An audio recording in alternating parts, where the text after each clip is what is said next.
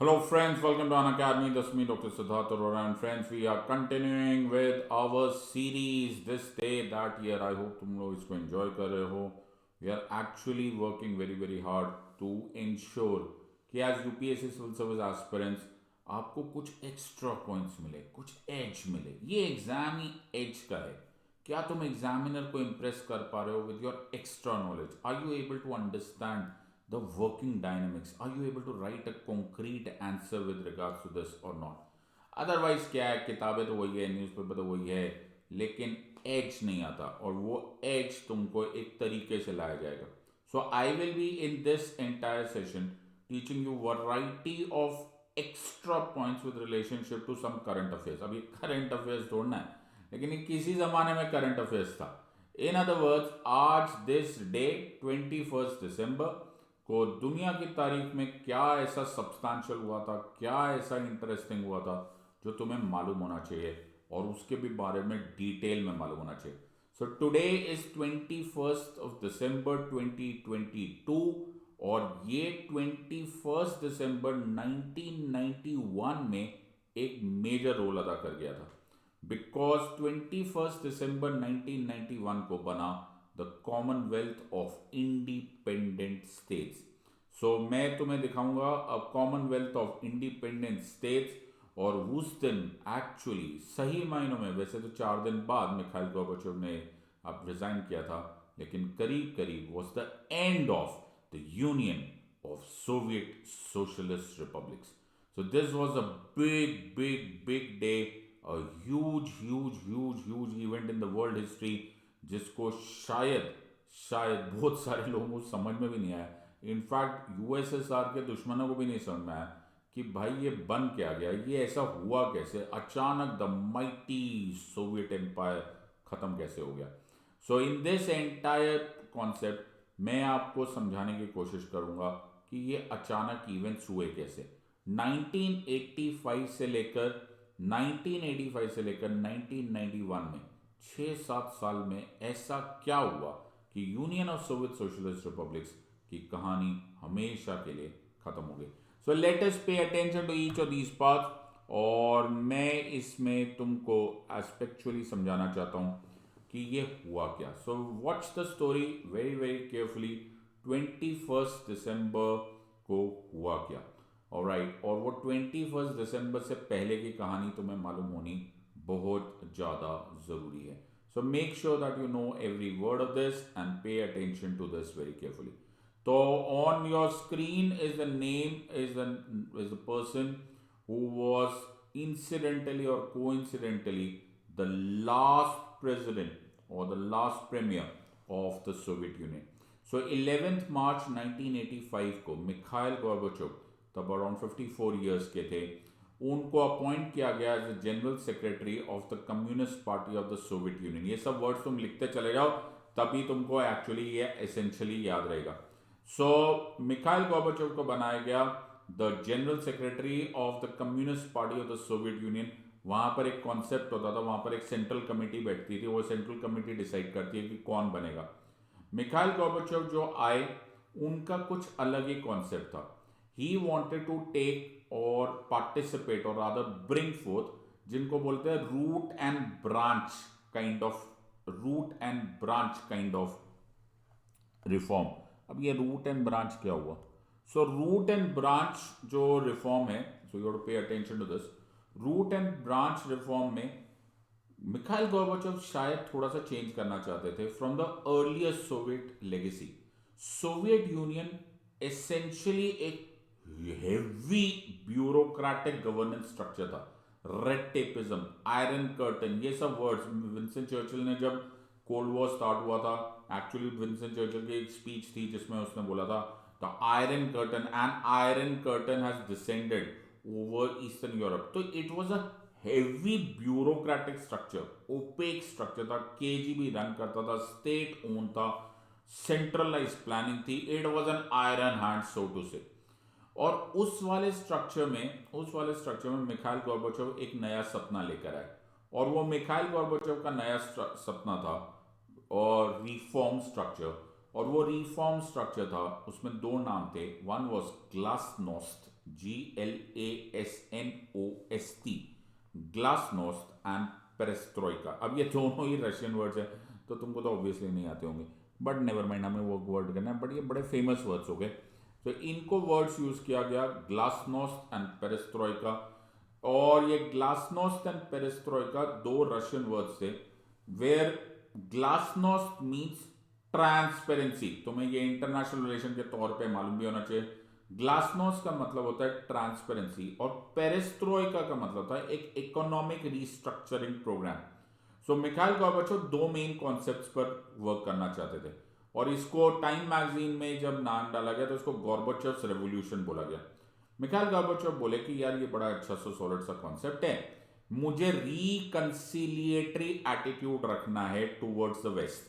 बहुत हो गई लड़ाई, मैं नहीं लड़ता वेस्ट से, और मुझे ये सोवियत जो इकोनॉमिक स्ट्रक्चर है इसको रीबिल्ड करना है, मुझे जो ये सोवियत यूनियन में हेवी ब्यूरोक्रेटाइजेशन है, ओपेसिटी है, इसको मैंने रीस्ट्रक्चर करना है। So glasnost and perestroika structure start हो रहा है, और ये प्लान था कि ये एक तरह से एक बड़ा बड़ा रेवोल्यूशन था। अब इसको करने के लिए पैसे भी तो चाहिए थे, इसको पैसे ना सिर्फ पैसे चाहिए थे, दूसरा के जो खर्चे हो रहे थे उन खर्चों को अवॉइड भी करना था। सो यूएसएसआर धीरे धीरे अपने इंटरनेशनल कमिटमेंट्स और अपनी मिलिट्री स्पेंडिंग को धीरे धीरे कम करने लग गया।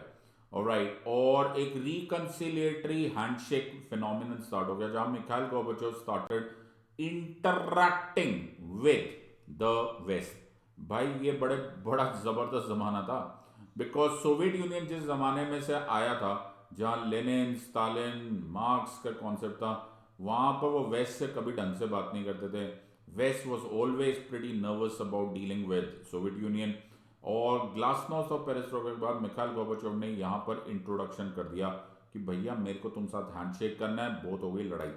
Right, so Washington treaty start हुई ऑफ 8 दिसंबर ऑफ 1987, जिसका एम था destruction of all American and Soviet intermediate range ballistic missiles from Europe. ये बहुत ही बड़ा स्टेप था, because intermediate range ballistic missiles Europe में था, मतलब there was a war hanging on your head at any stage of the situation. उसी तरह पेरिस ट्रीटी हुई 19 नवंबर में to reduce conventional weapons and the conventional military of both America, that is USA, as well as Russia और Soviet union, जो भी बोलना पड़ा। और उसी के साथ स्टार्ट हुआ what is called as the first START treaty, जिसे स्टार्ट वन बोला गया। START, START। अब ये स्टार्ट ट्रीटी ऑटोमेटिकली जो स्ट्रैटेजिक न्यूक्लियर बॉम्ब्स था, उनको वेपन्स था, उनको कम करने के लिए था, and so on and so fourth. एक बहुत ही मेजर स्टेप लिया मिखाइल गोर्बाचोव ने, और वो मिखाइल गोर्बाचोव का जो स्टेप था वो था कि किसी भी तरह से अफगानिस्तान में, जहां पर कि रशियन फोर्सेस अभी बहुत बुरी तरह से फंस गई थी, यूएसएसआर जब था, ओके जो मैं बार बार रशिया बोल रहा था उसको यूएसएसआर ही समझना है, यूएसएसआर रशिया एक ही बात अभी के लिए। तो यूएसएसआर जो था, union of Soviet Socialist republics, इसने अफगानिस्तान में एक बड़ा मेजर मिलिट्री कैंपेन किया था। और सैड सिचुएशन ये थी कि ये जो मिलिट्री कैंपेन था ये बड़ी बुरी तरह से मार खा चुका था, बिकॉज अगर तुमने कुछ मूवीज भी देखा होगा, थोड़ा बहुत कॉन्सेप्ट भी मालूम पड़ा होगा कि यूएसएसआर की ये कोलैप्स करीब करीब वैसा ही था जैसे यूएसए का वियतनाम में हुआ था। और वहाँ पर जो लोकल अफगान पॉपुलेशन, उन्होंने कभी एक्सेप्ट ही नहीं किया, प्लस उनको CIA ने, अमेरिकन ने बड़ी मदद भी करी, and it became practically impossible for USSR to win that. In fact वो एक बड़ा मेजर ट्रैप हो गया। अब इतने सारे फंड्स आ रहे, पूरा इंटरनेशनल प्रेशर बन रहा है, लेकिन USSR was collapsing. And one of the reasons, अगर देखा जाए डायरेक्टली इनडायरेक्टली, कि माइटी यूएसएसआर इतना बड़ा इकोनॉमिक ट्रैप में कैसे आ गया था, one of the reasons was Afghanistan. In fact शायद अगर मैं थोड़ा सा नेक आउट कर लूं तो I think one very prominent reason was this.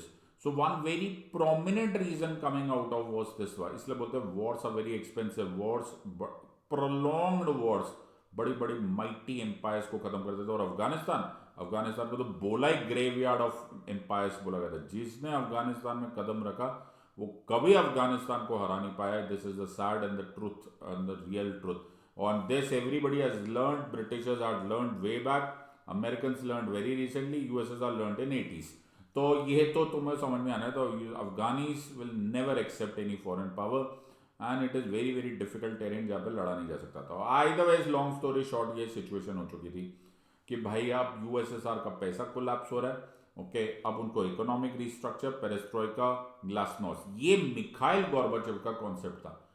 Her time ना माय फ्रेंड्स, तुम जब कुछ करते हो अच्छी नीयत से करो, लेकिन हर अच्छी नीयत का नतीजा ज़रूरी नहीं होता कि अच्छा ही हो, बिकॉज कभी कभी एक आइडिया बिल्कुल वोल्ट फेस होता है, कभी कभी एक आइडिया एकदम ऑपोजिट असर ले आता है, जो नहीं आना चाहिए था वो आ गया, and that is what happened in this case also.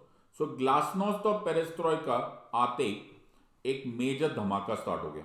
क्यों धमाका क्या स्टार्ट हो गया?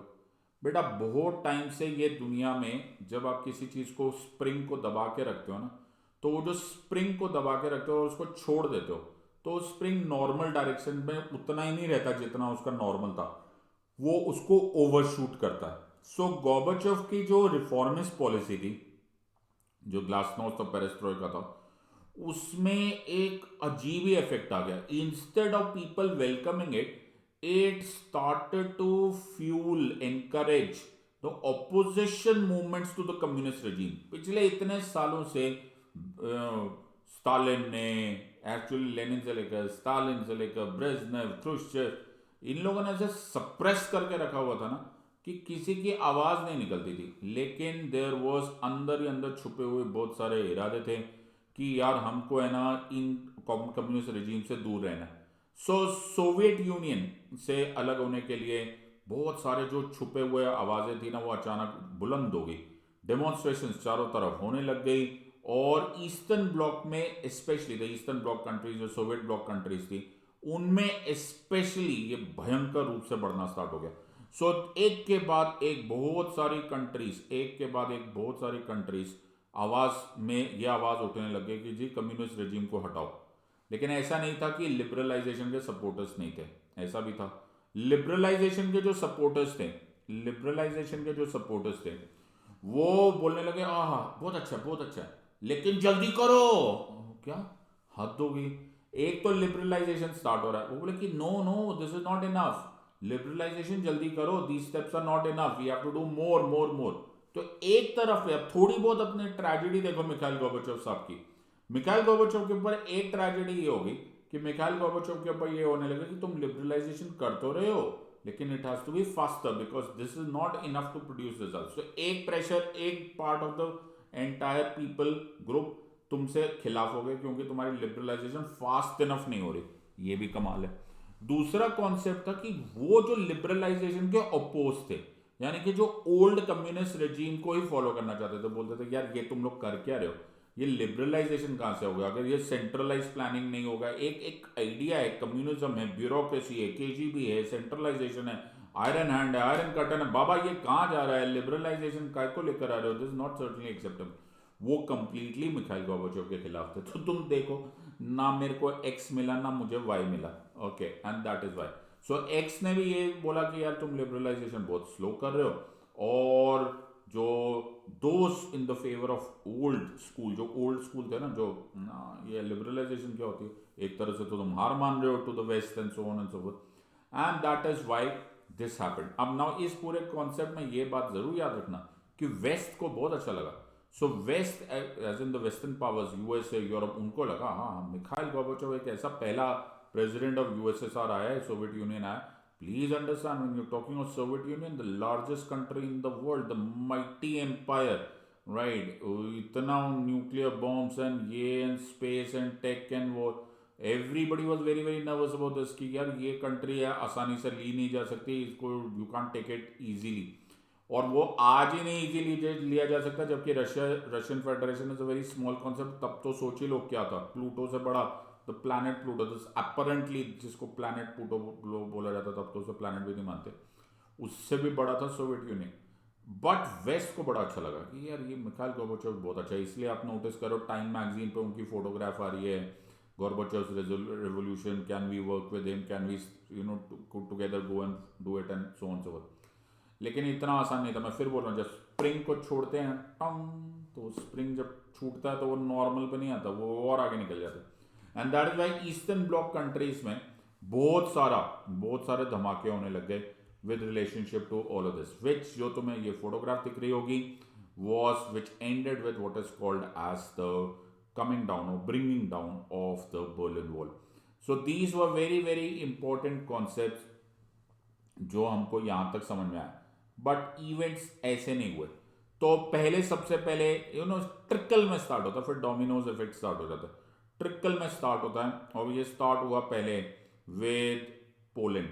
ओके, सो पोलैंड में धीरे धीरे धीरे धीरे इकोनॉमिक रिफॉर्म्स के कॉन्सेप्ट पे स्टार्ट हो गया एंड दिस इज माजोविची पहली बार नॉन कम्युनिस्ट पार्ट बना और पहली बार ईस्टर्न यूरोप में एक हेड ऑफ गवर्नमेंट बना जो कि नॉन कम्युनिस्ट था। पहले तो यही नहीं सोचा जा सकता था, यार ये सिंपल सी बात है, लेकिन ये आग है ना, we didn't start the fire, तो आग तो आगे फैलेगी। इसे धीरे धीरे धीरे धीरे वॉर यूरोपियन यानी कि ईस्टर्न यूरोपियन कंट्रीज की तरफ जाने लगी।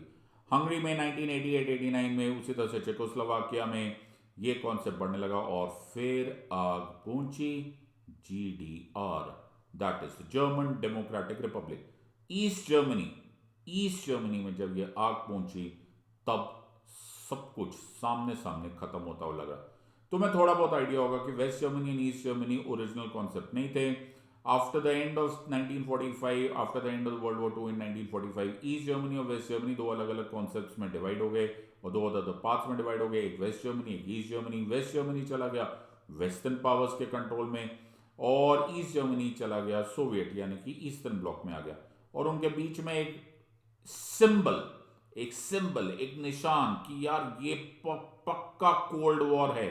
ये कोल्ड वॉर के लिए बर्लिन वॉल बनाई गई जिसे 1961 में, सोचो एक दो कंट्रीज डिवाइड हो गई बिकॉज ऑफ दिस वॉल। दीवार की एक तरफ वही पॉपुलेशन वही सब कुछ, लेकिन ईस्टर्न ब्लॉक की तरफ और दूसरी तरफ वेस्टर्न ब्लॉक की तरफ, तो एक सिंबल बन गया था कोल्ड वॉर का। दैट वाज 1961 की बनी हुई ये बर्लिन वॉल।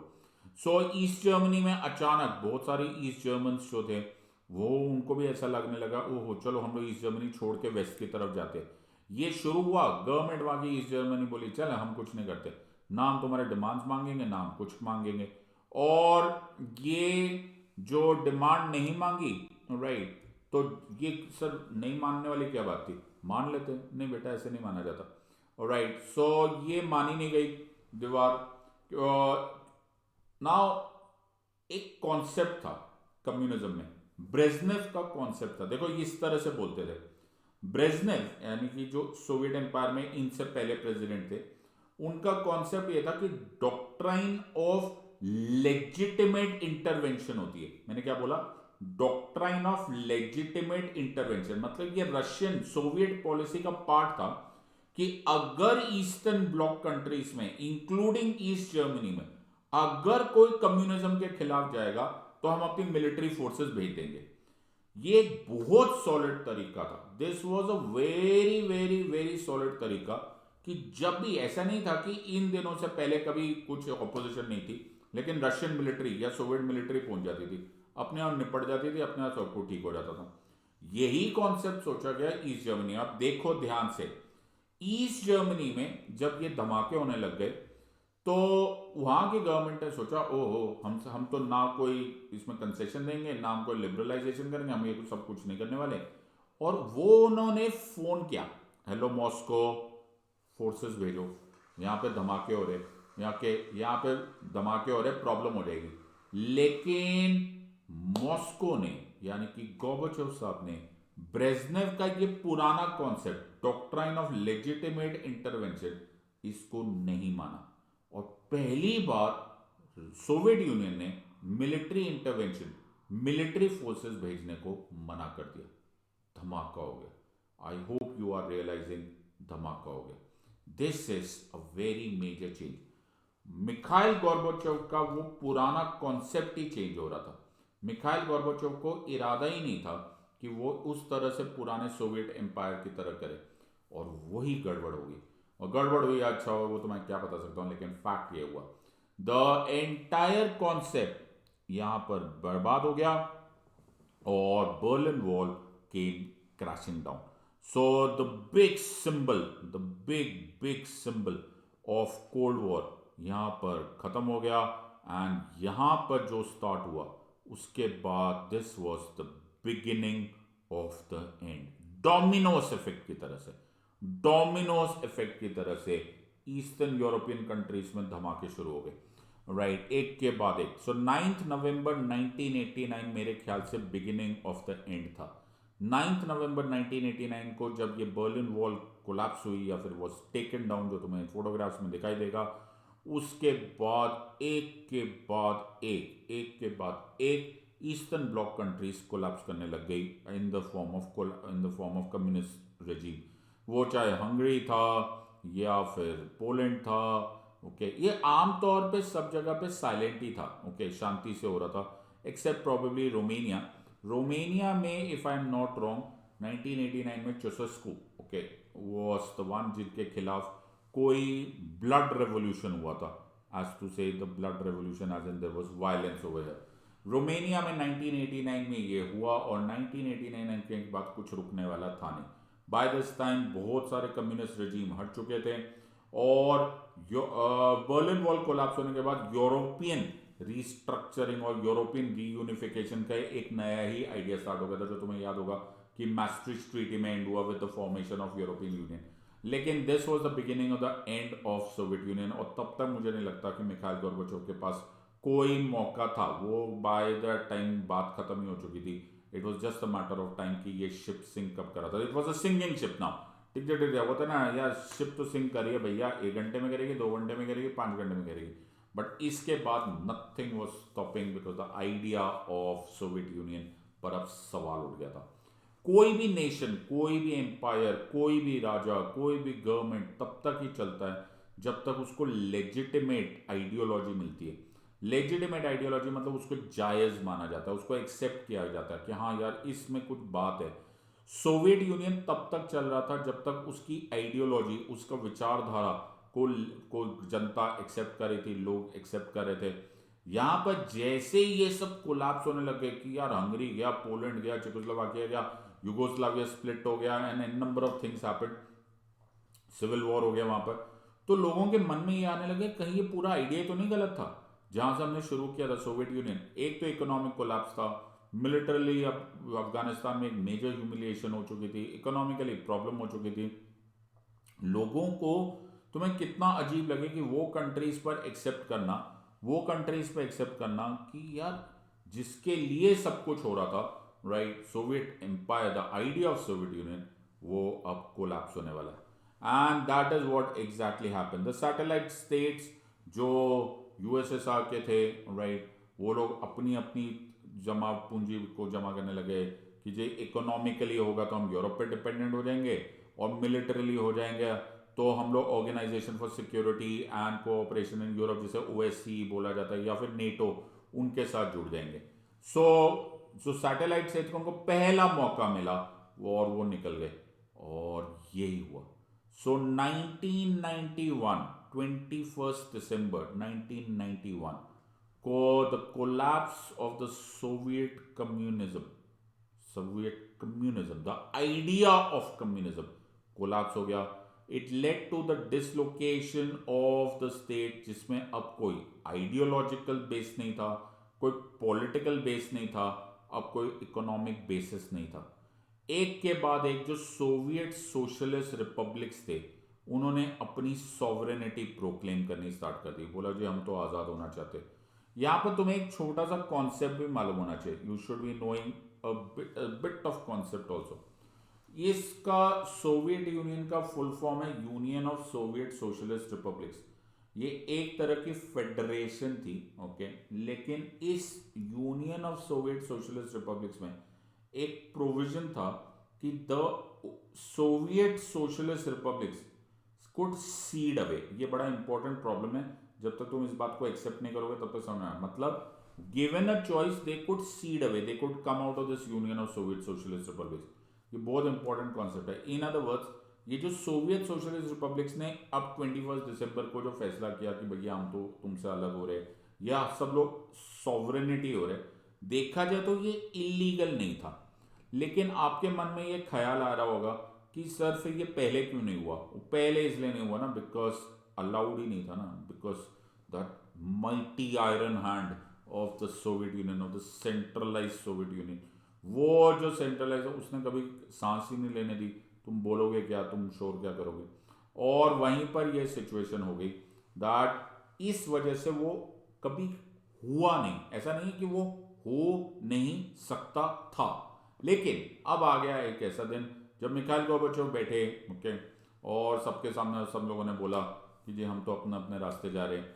सो ओरिजिनली 11 लोग, 11 ऑफ दी सोवियत रिपब्लिक्स जो मैंने तुम्हें अभी फोटोग्राफ में दिखाया, they became a part of CIS which was the Commonwealth of Independent States. और 25 दिसंबर ऑफ 1991 को Mikhail Gorbachev resign as the president of USSR। So these were the CIS। ये मैंने तुम्हें विकिपीडिया से शेयर कर रहा हूँ, so you can actually accept this। So CIS announced that the new organization would be open to all republics of the former Soviet Union and to other nations sharing the same goals। CIS charter stated that all members were sovereign and independent। 21st December 1991 को leader of 8 additional former Soviet republics were met at Alma Ata or signed what is called as the Alma Ata Protocol। आप भी उसको Almaty बोला जाता है, which can be either interpreted as expanding the CIS to these states to of a proper foundation or the foundation date।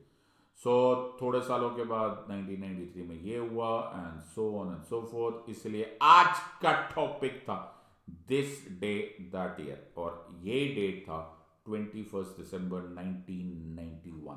सो 21 दिसंबर को वो ये country साथ में आ गई और इसी तरह से खत्म हो गया द सोवियत एम्पायर। रशिया को नाम दिया गया as the successor state, as the successor state of the Soviet Union. Successor state का मतलब क्या है कि सारे न्यूक्लियर पावर्स उनके पास रहे, जो भी उन्होंने ओरिजिनल ट्रीटी साइन की हुई थी वो उनके पास रही, ज़्यादातर जो गोल्ड एंड डायमंड रिजर्व्स थे वो उनके पास रहे। और सोवियत यूनियन, अब ये थोड़ा सा ट्रैजिक हो गया, खासकर मैं इस स्टेज पे बोलूँगा तो तुम लोगों को बड़ा अजीब सा लगेगा, ओके। उस टाइम पर जब सारे न्यूक्लियर रिजर्व्स आए, सारी चीज़ें यहाँ पर आई, तब ये सोचा गया, और actually Russia as in Russia, not Russia और वो वाला रशिया, ये वाला रशिया द सक्सेसर स्टेट, उसने एक वादा किया था कि we will maintain the territorial sovereignty, we will not interfere in the territorial sovereignty of all other Soviet Socialist Republics. लेकिन फिर तुम्हें मालूम ही है बाद में क्राइमिया हुआ और अभी यूक्रेन वॉर चल रहा है। कहीं ना कहीं इस पर पूरा का पूरा शक हो गया, and that is why the entire point here is कि CIS failed to do or deliver what was promised in the first place। So CIS बंद हो गया, सोवियत एम्पायर खत्म भी हो गया, लेकिन वो नहीं हुआ जो हमने सोचा था। इन अदर वर्ड्स, इन्होंने सोचा था कि इकोनॉमिक यूनियन बनेंगे, लेकिन ऐसा नहीं हुआ। सो स्टोरी स्टार्ट हुई from Stalin and Lenin and so on and so forth, and story खत्म हुई विद मिखाइल गोर्बाचोव, जिनकी अभी थोड़े ही समय पहले मृत्यु हुई है। 31 अगस्त 2022 को इनकी मृत्यु हुई। और अगर आप तुम हेडलाइंस पढ़ पा रहे हो, Mikhail Gorbachev the last Soviet president dies aged 91। So Gorbachev forged arms reduction deal, जो मैं तुम्हें स्टार्ट 1 स्टार्ट 2 ऐसे बता दिया, with United States and partnership with Western powers to remove the Iron Curtain that had divided Europe since World War II। Last में अगर ये बात पूछी जाए मिखाइल गोर्बाचोव से कि क्या उनका इरादा कुछ और था, सर्टनली इरादा कुछ और था। He wanted to do what is called as gradual reforms, और हो क्या गया, हवाएं इतनी तेज चली कि पूरा का पूरा कम्युनिस्ट रिजीम ही गायब हो गया। सो वही मैं तुम्हें बोल रहा हूँ कि कभी कभी ऐसे आइडियाज़ होते हैं जिन आइडियाज़ का मतलब किसी और वजह से स्टार्ट होता है, शुरुआत किसी और वजह से होती है, लेकिन उसका अंत नतीजा कुछ और ही होता है। So this is the story and the end of union of Soviet Socialist Republics, and as I said 1991 became a landmark year for variety of these reason, जिसमें सबसे important reason was this. So friends, एक छोटे से time period में मैंने तुम्हें काफ़ी कुछ डिटेल्स बता दिए। इसी तरह से मैं पढ़ाता हूँ, इसी तरह से मैं चाहता हूँ कि तुम भी पढ़ो। प्लीज़ मेक श्योर कि अगर तुम ऐसे और डिफिकल्ट टॉपिक्स को पढ़ना चाहते हो, you want yourself to be given a realistic chance of cracking civil service examination, please use the code, special code SIDLIVE SIDLIVE, और बहुत ही सॉलिड ऑफर्स आ रहे हैं 18 month subscriptions plus GS plus combo, 18 months of iconic GS iconic combo only 48,999 में, और ये 18 month course all the way तुम्हें UPSC 2024 तक के लिए काम आएगा. Use the code said like. You are a wise gang of students my friends. Take a wise decision. हम आखिरी दिन तक तुम्हारा साथ देंगे. In the words of Unacademy, let's crack it. Until next time, God bless, thank you and Jai Hind. And if you like this video, please share comments, please like, share and subscribe. और लिखो comments में, लिखो if you want a certain topic. तुम चाहते हो कि 22 दिसंबर को मैं क्या कौन सा टॉपिक लूँ, 23 दिसंबर को क्या लूँ, 24th and so on and so forth. I intend to bring this series every day. Thank you very much. God bless and Jai Hind.